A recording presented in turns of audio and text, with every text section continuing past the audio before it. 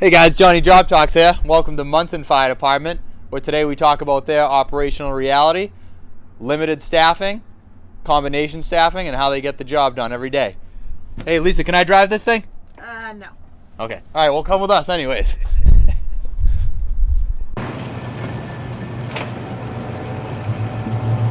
Better get in there. Barry's getting mad.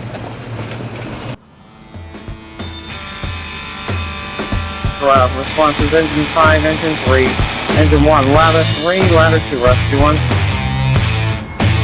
We've got smoke showing.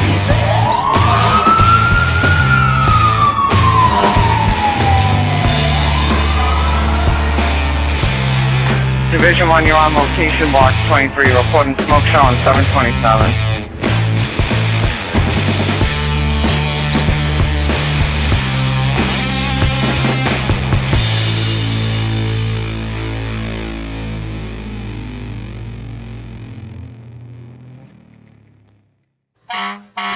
Welcome to JobTlks Podcast. Our goal is to facilitate knowledge sharing. The views and opinions of the hosts and guests on the show belong solely to the people expressing them. We do not represent the departments, cities, or towns we work for.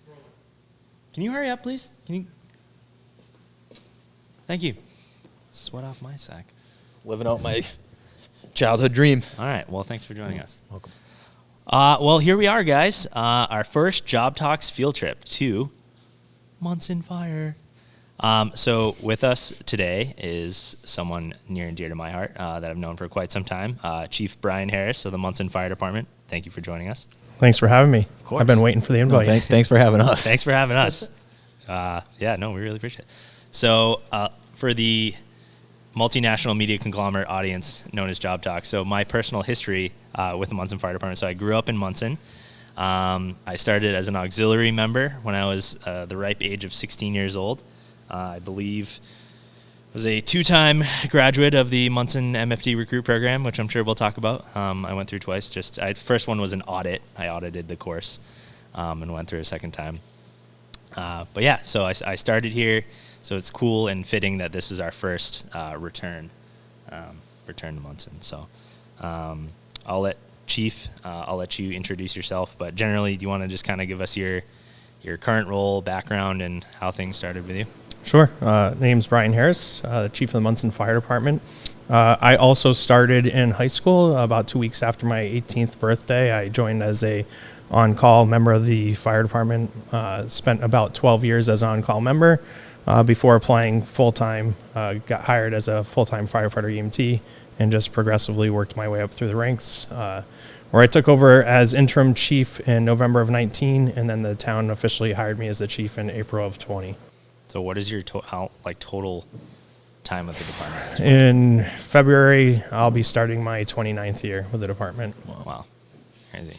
So it's kind of interesting, like you don't see, so you've had kind of the full gamut from like auxiliary member, call member, to full-time. You started full-time firefighter or full-time captain? Full-time firefighter. It was a captain's position at the time. Yeah. But So pretty much every single rank throughout the entire structure. So that's pretty cool. It's a lot of changes, I'd imagine. There's been quite a few changes over the years. If these walls could talk.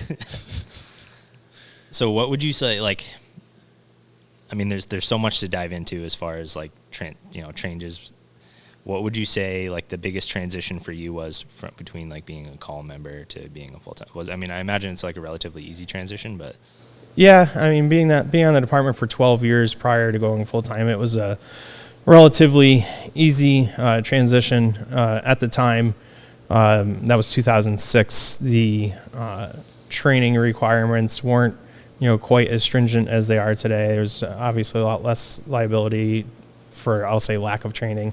I had already been through the Call Vol Fire Academy, so we were all certified. But I guess the biggest part of transitioning into a full-time firefighter captain was, trying to separate being friends with everybody and now holding the responsibility side of it. Yeah. Leading. I felt that a lot more as a full-timer than I did as a call member. So did you go through Stowe? No, I went through the Springfield campus. Okay. So at the time when you first started, because I don't know, like, when did the recruit program start? So like the recruit program as I know it, right? So like, did you do in-house training prior to going to the at Call Ball Academy? Yeah, I got on in 1994 and had been doing training from the moment I got on until the moment I got hired full time, and obviously training never stops. I still attend and go to trainings now. Yeah, and we've had the luxury of coming out here a couple of times to go to training. I would like to note that I was the ripe age of 2 years old in '94, so we got that going for us.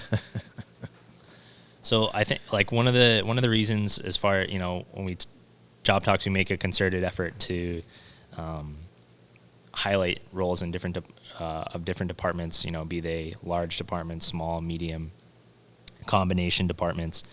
So one of the reasons we wanted to come here, as much of it is as an homage to kind of where I started to come back and highlight the work that you guys do here. What do you think some of the unique 29 years, it's a career's worth of experience. What do you think the biggest changes have been for you?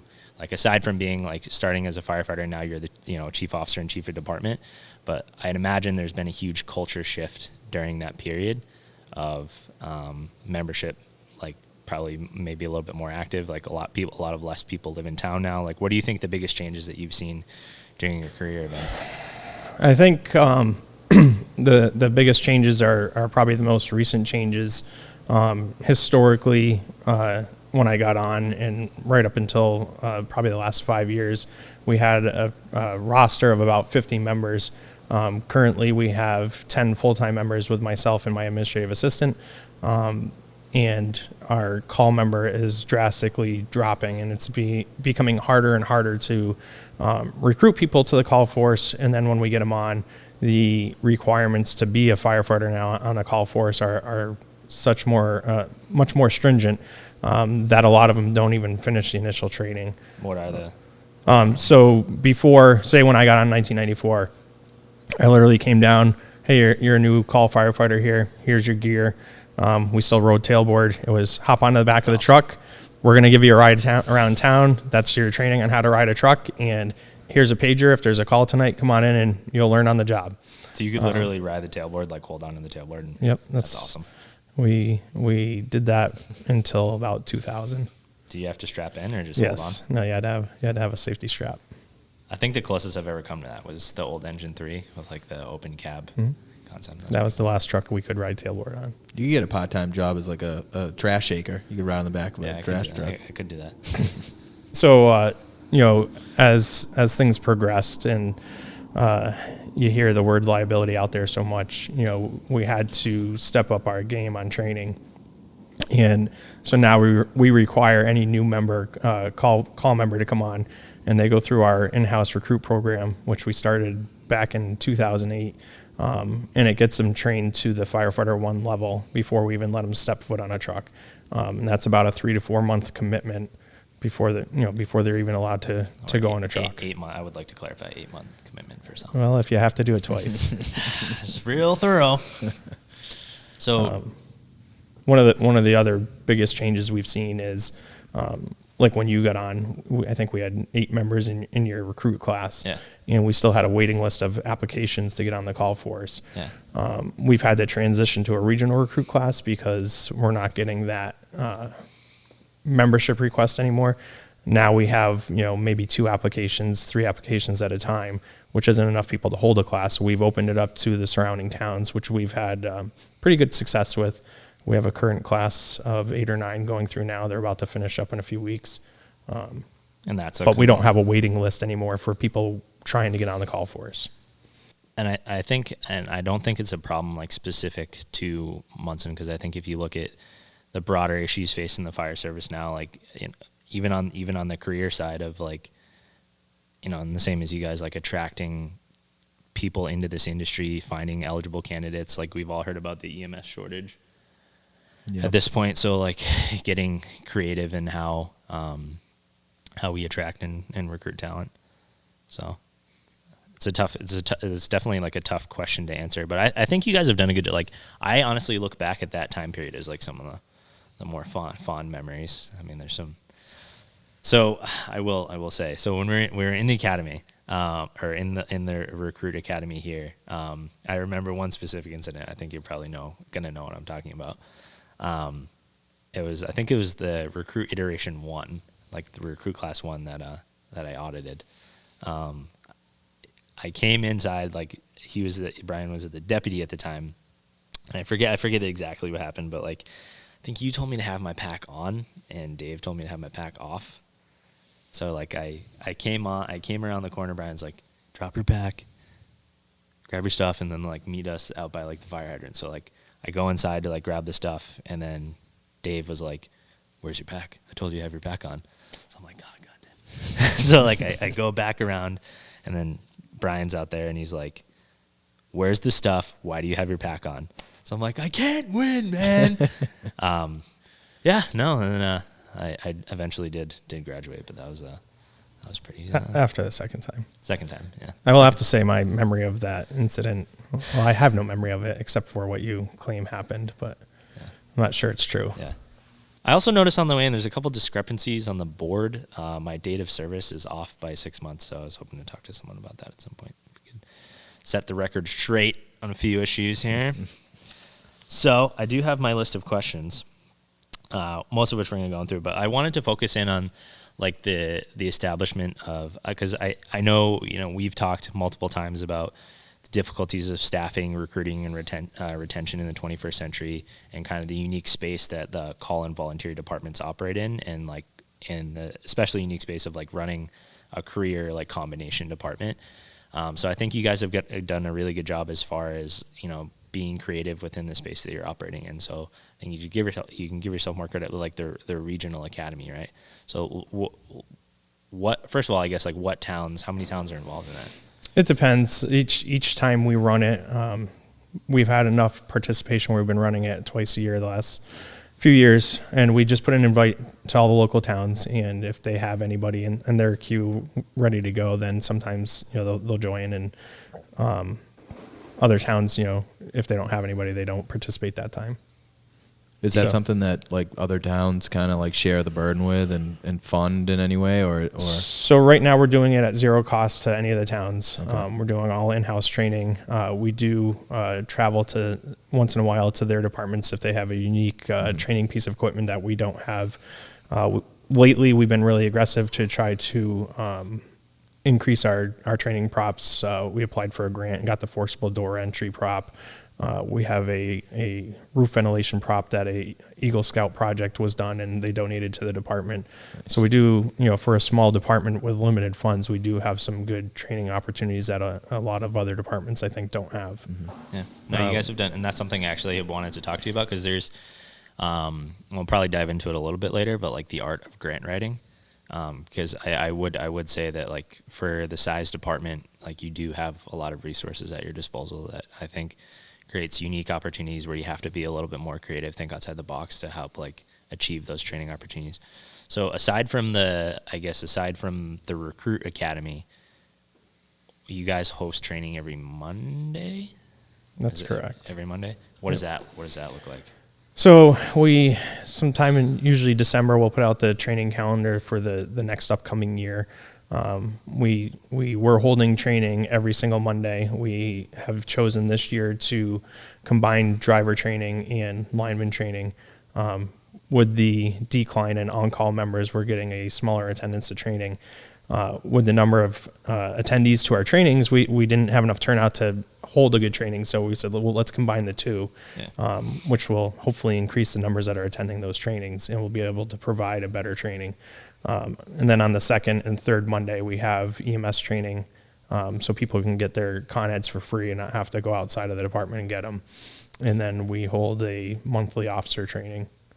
And anybody on the department's able to attend any of them. So who leads those trainings? The company officers? Typically, company officers lead them. Okay. And you guys right now, just for the audience, like you have two lieutenants. Currently, have 3 lieutenants, a captain, an assistant chief, and myself. Okay. And that kind of like I don't want to say like the training burden, but like the the leadership shares the responsibility for. Yeah, when we're setting up our training schedule, we all sit down and have a meeting, and we agree. I'm going to take this one, you take that one. We do have some of, I guess, our senior membership people that are not officers as well participating and instructing like some of the EMS trainings. Some of our paramedics will help out there. And that's completely independent of like the recruit. Mm-hmm. Wow. Jeez. We have one lieutenant that kind of has been running the recruit program, and it's a very involved program, and it takes a lot of his time, and he's helping with department trainings on top of that. So like how long is the recruit? 3 to 4 months. I think the last check was like 86 hours or something they go through. And then after that, are they so they're cleared to operate within their respective departments, and they still go on to do 1 and 2? Yeah, so I can only speak for Monson. So Yeah. our policy is, they do the recruit program. Once they do that, they're trained to the Firefighter 1 level, which is the state requirement, before they can respond to a call. Being trained to the Firefighter 1 level, they still have to be supervised by somebody who's 1-2 certified. Our department has a policy that within 2 years of you getting on the department or turning 18, you have to obtain your 1-2 through the call Vol Academy or challenge the test. As we talked about earlier, the liability now, and it's not okay anymore to not get the training and be certified. Yeah. Do you think so? Like we kind of talked about earlier, 29 years is a lot of experience and a lot of changes. Do you think that? I guess the best way that I can characterize it is like you have to come up with unique and creative ways to bring in talent, to bring in young people, and it's a different world now. Like where people used to live in town, they used to be able to respond to fires, and like now during the day, you probably have like the duty crew, and then maybe 1 or 2 people, if that, right? Maybe. I mean, it's just maybe. the operational reality that we live in, where people don't live in town anymore. So I can speak for myself of like the tremendous benefit that I got from this place is like my opening door into the fire service. I got a lot of good experience at a young age, and that kind of like was the building block that set my career up. I mean, I have a long way to go, but I always like think of this time very fondly. But if you had like a younger, for people that maybe have never, younger kids that like maybe, or, adults that have never really thought about like, I've never thought about being a call member of a fire department. Like, what would you say as a chief officer and as your experience coming through every single rank in the department, like what would you say the biggest benefits to being a call member are? Like I think particularly for young people, we allow people to get on at the age of 16. Obviously what they can do is limited. I think it gives them a good entry and look into what the working world's going to be like, how to have responsibility, be part of a team,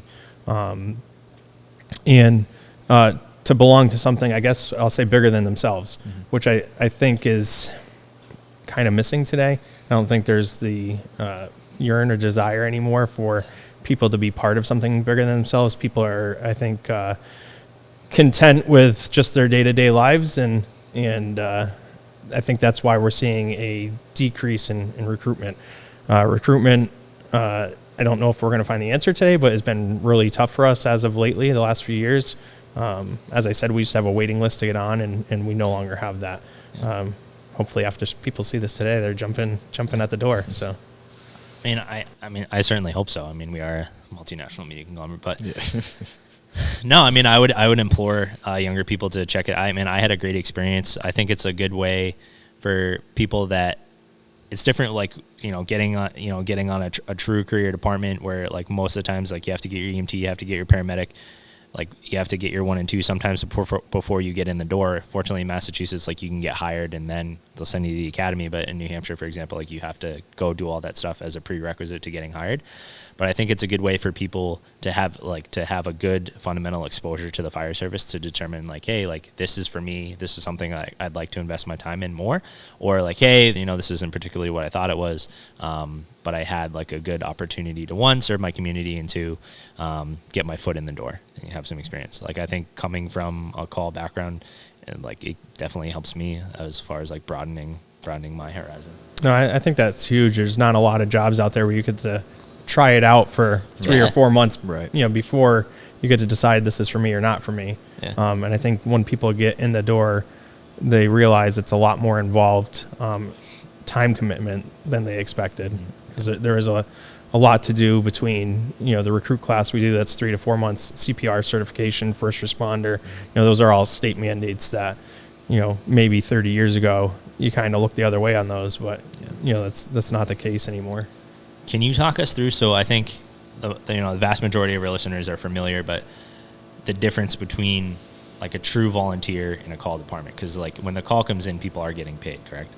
Yes, that's true. So somebody who's on a volunteer department, I'm not sure how many of those are left out in the state. You're volunteering your time. You're getting zero compensation for it.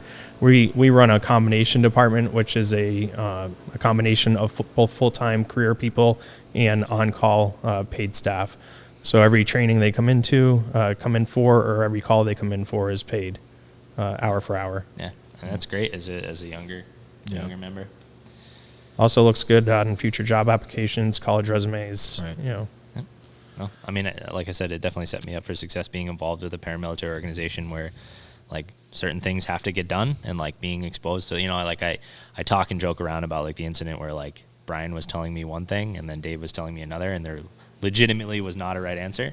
But stuff like that, like maybe it wasn't as brutal of an assault as like basic training, but like just realizing like you're wrong no matter what you're going to do in this instance, and like you just have to make the best of it, and you're put in like an environment where there's pressure added onto you, and you have to perform. And some of the friends that I've made here, to this day. How old were you again when you did it? I've known Chief Harris since I was 6 years old. Yeah, I think so. His mother was our department chaplain. Okay.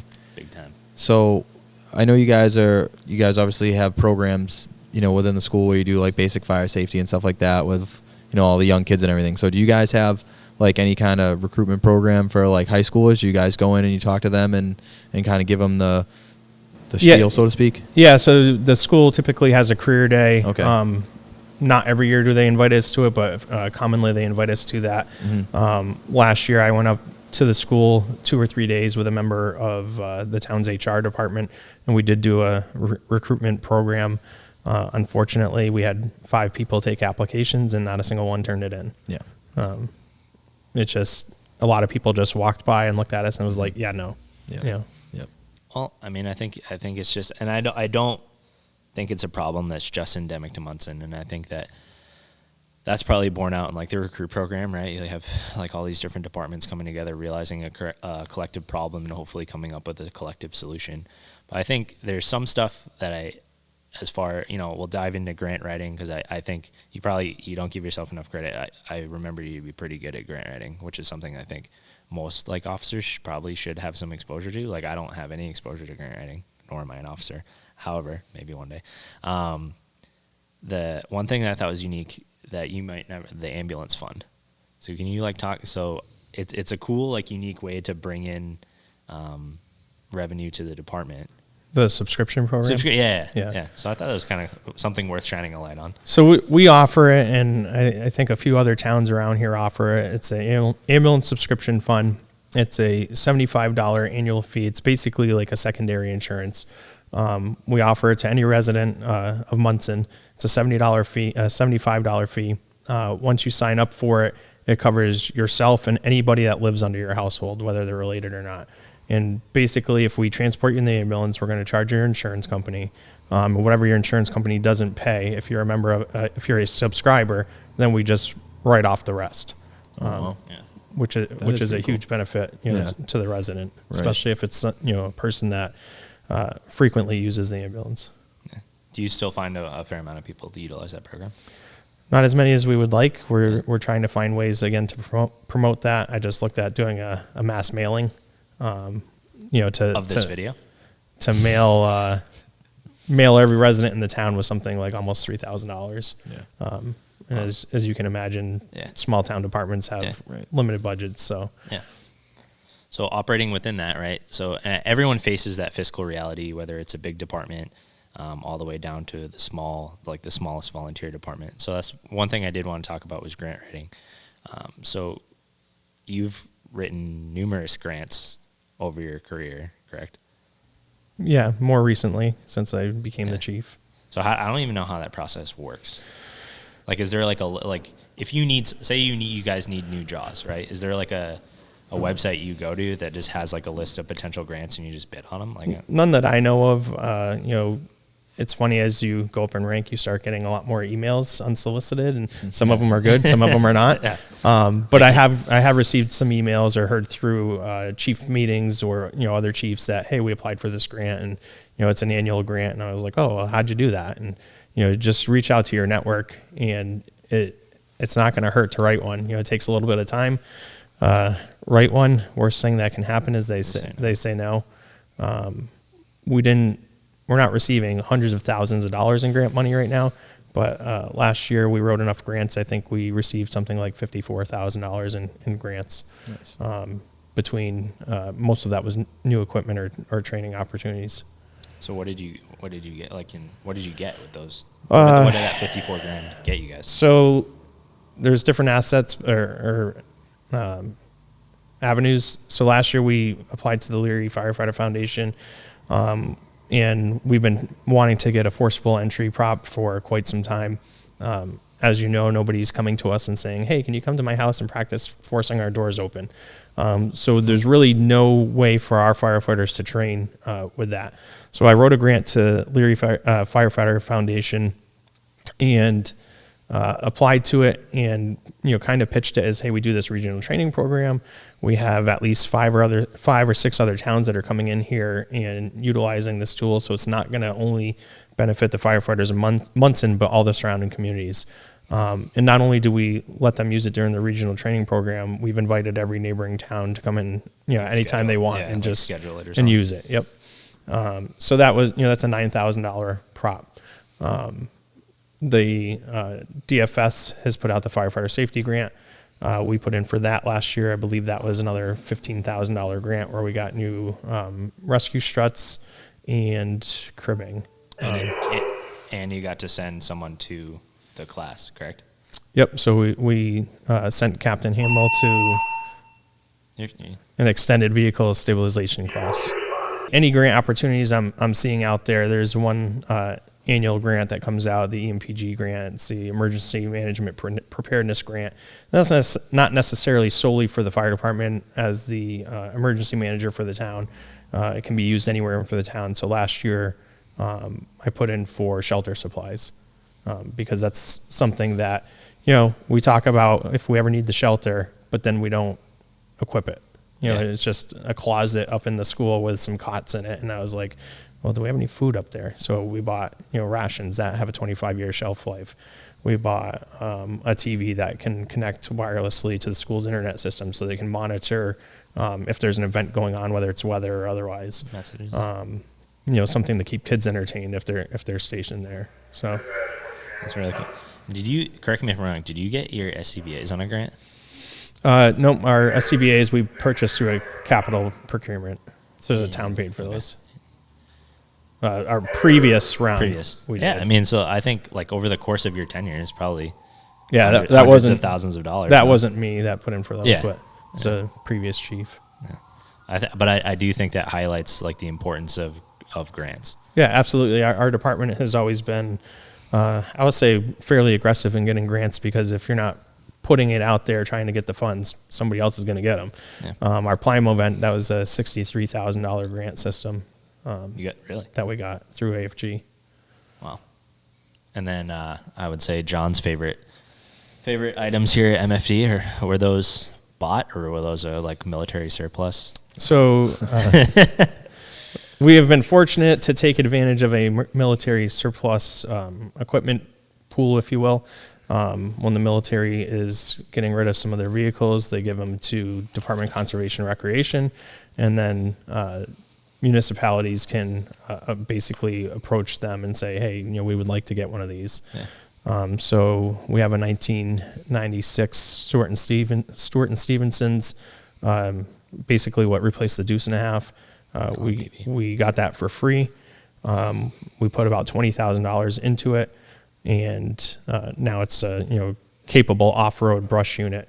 And then we got a I believe it's 87 Humvee for free.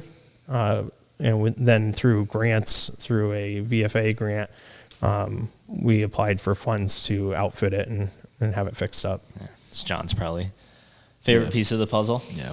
Yeah. When we were getting a new brush truck, though, I think that like they already had a bid in for it. They already sent the bid out and they got numbers back and everything. And it was like after the first time I visited here and I went back, I'm like, hey, you guys know we can get Hummers. Yeah.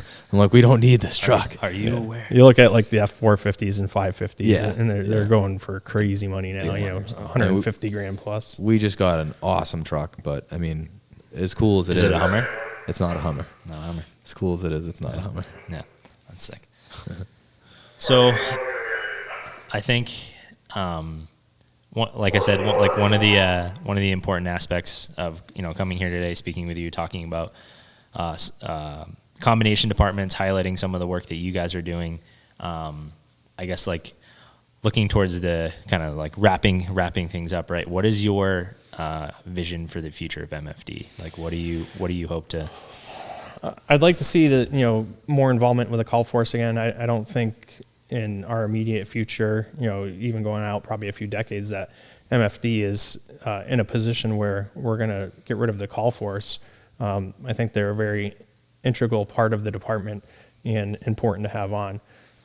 As we've discussed, the difficulty is, recruiting them, and then once they're here, retaining them. Our call force has always gotten on at a young age, which was great. Some of them stay in town forever and stay in the department for a long time. Some go off to college, some go to the working world. And that's, just the nature of running a call force. Some of them you just can't get rid of. Some of them just can't get rid of. Whether they're on the department or not. On the department or not. I think I'm probably one of those unsolicited emails that you got as a chief. Probably. Hey, you want to come on a podcast?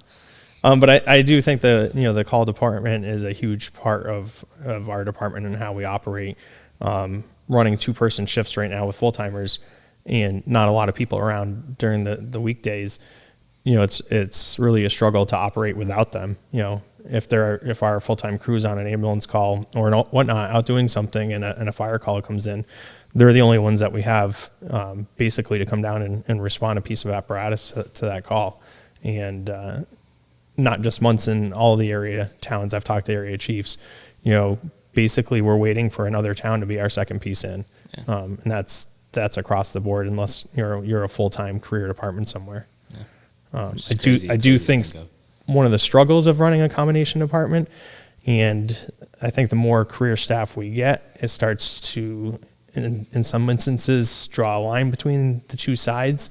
And I try to stress to both sides that we're not two departments, we're still one department, and that has to work together. And I think that's one of the difficulties in managing a combination department. I'd agree, and I think Will, when he's going to conduct an interview with Captain Hamill about I'd imagine one of the questions he might ask is like managing, being a leader of both full-time employees and call, like being an officer and leading in both those environments, kind of a unique operational reality. Yes. So, yep. Very cool. So you may or may not be familiar with the question of the day. I am not. I thought he watched. You told me you watched the show. He lied. Well, if you did watch, I'm familiar with the question of the day, not this question of the day. Oh, That's this is what a I'm good saying. one. This is a good one. So, I still say no pineapple on pizza. no, it's better than that one. Pineapple on pizza is delicious. In your opinion, who is the best auxiliary firefighter and your favorite auxiliary firefighter of all time? Of all time. Of all time. Ugh. No pressure. Jeez. I'm right here. I'm going to have to decline because you guys can't answer that question. It's got to be a question that we can all contribute in. You got beat in your own game, Barry. Damn. That's such a chief answer.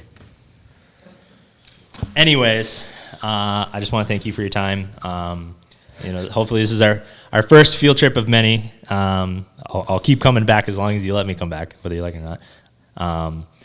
But we really appreciate your time. We appreciate you highlighting the service and services that Monson provides to the community. I think it's really important to highlight, all sorts of departments, all sorts of firefighters from across, we go across the state right now. Hopefully we'll be across the country at some point. But we really appreciate your time and coming on to talk to us about Monson and talk to us about some of the unique operational realities that you guys face.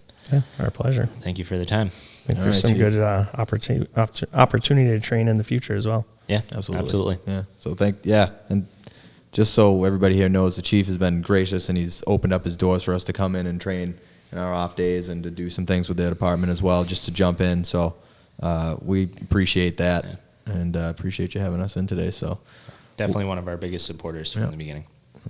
And with that, Job Talks out.